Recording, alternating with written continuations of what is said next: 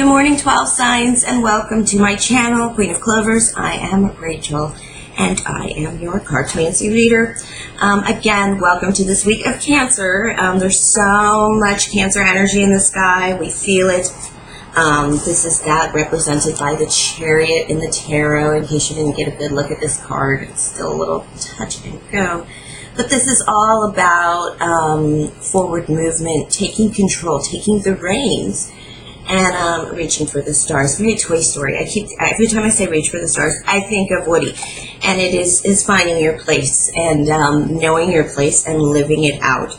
In basketball, this is the sixth man of the year, the guy who comes off the bench and just dominates more than some of the superstars.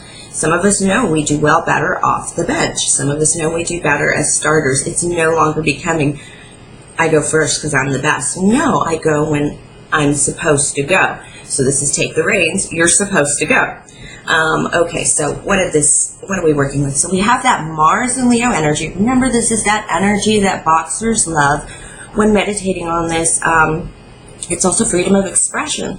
So when meditating on this, Spirit did ask me, what music would you walk in the arena for your boxing match? And it was fast. Actually, it wasn't that hard for me. It was Love Hurts by Nazareth. And I know it's totally a slow, wild song, but it's so hefty. And it's like I can feel, when I use that song to warm up when I stretch, actually, for ballet. And it pumps me up, but it slows me down because ballet requires such calm, energetic movements. You gotta make it look easy, even though it's hard. So what music, so that is my energy. That is always my energy. I am very graceful, but I am going to hit that mark, and it's going to be beautiful and look flawless. It is my preferred energy, and it's why it's been my main activity for more than half my life, over 20 years. And I need to keep it up. Otherwise, the older I get, the less I can't say it's 50% of my life anymore. So what music would you walk into the arena with? This is your pump-up music. This is that music that makes you feel rebellious. This Mars and Leo energy, self-indulgent. And when I talk about self-indulgent, I'm not talking about eating the whole chocolate cake or drinking the whole bottle of Crown. I'm talking about that self-indulgent as in, I'm pretty fucking awesome. I mean, of course. And of course, I'm awesome, right? Of course, it makes sense because I'm just so cool. I'm just so pretty, or whatever. It is that energy of confidence within self. So we also have Venus in Cancer. I can tell you, every moon change, I've cried my eyes out. I did cry my eyes out last night. It's one of the reasons why I wasn't, I think my camera froze a little bit, but I did cry my eyes out last night because I wasn't able to, that's why I wasn't able to post last night, even though I had planned on doing this energy update then, because it was just so sad. I have this Venus in Cancer. It is feelings, it is home, it is all that. But last night we had that full moon in Capricorn, so it's like that mother and father parental energy just pulling on you. I mean, in the new moon in Cancer in early July, that was the 2nd of July, that was like whispering your dreams in your mama's ear and then wishing on a star. It's just like that very delicate maternal, like, I want to be when I grow up, you know, that kind of energy, as opposed to what energy we're in now, which is, we are the father, trust your values, get this shit in order. I do not appreciate that. If I have to get up and make a move, I guess that's kind of a mom thing, but yes, especially a father, if your dad has to get out of his nice big chair and do something, then yes, this is that old traditional family energy, but nonetheless, it is that trust your values, because you don't need to police your values. Once you have them in check, you can just act from within them and parent yourself through some of these tougher emotional changes. Of course, a full moon in Capricorn, this was all about releasing self-doubts. It was, it also felt like when, you know, those moments in movies when the dad sits down with the daughter and tells her how pretty she is and how beautiful she is. Oh, Dad, please. But then he does tell her something that no other man could probably tell her. And it's actually pretty exciting. I don't remember my dad telling me, oh, you're so beautiful. I actually remember my grandma telling me how beautiful I was and just how gorgeous. I think I was like 9 and it was my birthday. And she said, you're one of the most beautiful granddaughters I have. And my grandpa was like, oh, don't tell her that. But it's true, she said. Okay, don't get mad, cousins. I suspect she might have told others of you that too. But I will tell you, I don't remember my dad telling me I was beautiful. I don't remember him like whispering how beautiful I was and how I look nice or whatever. It more like, you look nice, as you're taking your pictures for prom. It's not comfortable for fathers. And it's not really the energy they should be in as your father.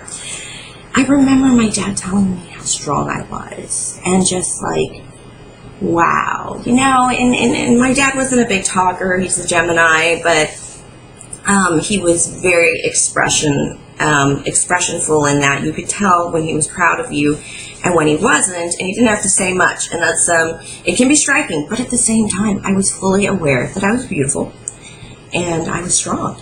But most importantly, that I was strong and capable, and that it didn't matter that I was a girl. I came from him. If he's got it and he can do it, then I can do it. That's actually what I got from my father. And that's what you should have pulled from that full black moon, that blood moon, it had the thunder moon. It's a partial blood moon because it's a partial supermoon, partial eclipse. So any wishes you made in January, on the January 5th blood super moon, you probably should have seen some results if you did work with this Capricorn moon. So definitely try and go back and think back, what was I wishing for in January? Think back to those maybe New Year's resolutions that didn't pan out so well, and maybe revisit them, because that is the retrograde. It's time to revisit some of those energies because you're getting paid for them now. If you didn't do the work, you're going to know why you're not getting your rewards. And so you can prepare for that from new moon to full moon, new moon to full moon, and then there'll be some big supermoon movements, of course, in eclipse seasons to really get your dreams moving and some luck and some energy into some of the things you really want. Again, we are in retrograde season, Mercury retrograde. And Mercury retrograde was in Leo at first. It was all that boxer's energy, that confident energy. That's why everybody's kind of feeling bratty. Imagine the Cancer in the sky. But Mercury retrograde moves into Cancer. And this is going to force us to analyze the same things we did in Mercury retrograde, but how we feel about them. Things we've ignored about ourselves, ways we've put ourselves out there. How much work have you done? In my last full relationship, I did everything emotionally to the point where my body was falling apart. One of the biggest signs that you're in the wrong place is that your body is falling apart. So, to add to all this mess, something I haven't talked about yet was Neptune retrograde. That was 6/21 through November. Pluto's about to go retrograde too, but we'll talk about that later. With so many planets in retrograde, it's time for the outrage culture to end, and we're just going to push through all these emotions. All that's going to be taken from us. Right now, I feel the 9 of Clovers and the 9 of Swords. I've been feeling it since the Scorpio full moon in May, and that is, what can I let go of? What do I not need? We do have a lot of past histories within us, and Neptune is all about the future and the dreams, but in retrograde, it's all about, what do we need to let go to move on? What we need to let go to be lighter. All retrogrades do this, but this is a little heavier because Neptune is about the ocean, the sea, the depths of our souls and our minds, hidden things about ourselves that maybe shouldn't be too hidden. It's everything below the surface. Think about like onions, peeling the onion Shrek, or the whole Titanic iceberg thing. What is below the surface? Some of those things are going to be coming up to the fore because we're brushing off a lot of excess that we don't need. We don't need to be mad about this. We don't need to be mad about that. We need to take these actions. We need to stand in our own power. We need to double check our edges and our spiritual energies. And we need to make sure we're not pulling in shit. And we need to make sure so we're holding out shit and we're pulling in the roses. It's kind of that energy.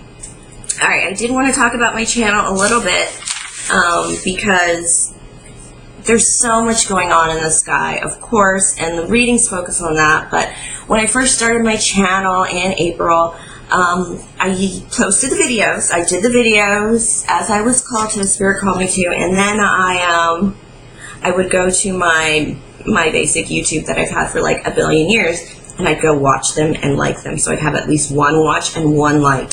And I also did it to because I really love to indulge. This is the self-indulgence I talked about. I hate listening to myself read, and some of the things I don't remember because you're so in spirit, you're so in the action that sometimes you're not really sure what happened during those 15 minutes. But you know, people liked it because they're watching it, and I don't have to do that anymore.